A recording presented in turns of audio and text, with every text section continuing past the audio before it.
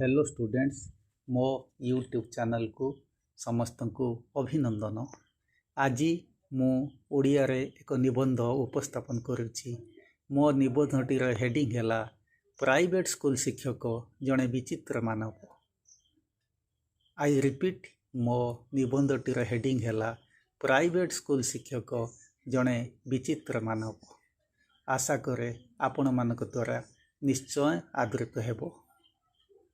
जड़े बेसरकारी बा private school शिक्षक जीवन में ना बा अस्वीकार करिवार कौनसी अवकाश नहीं।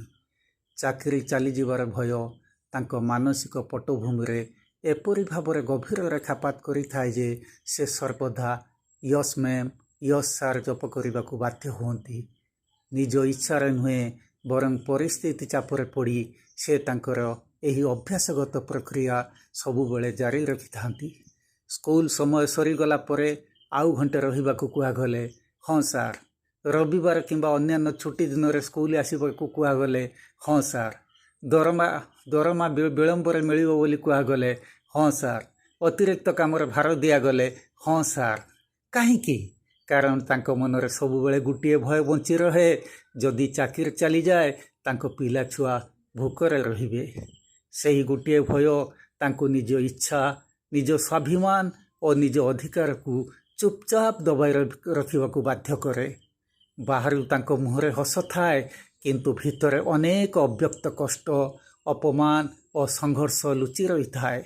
से निज परिवार, संतान संतति भविष्यत और वृद्ध बाप माँ प्रत्येक दिन निज मन को बुझाई चलती।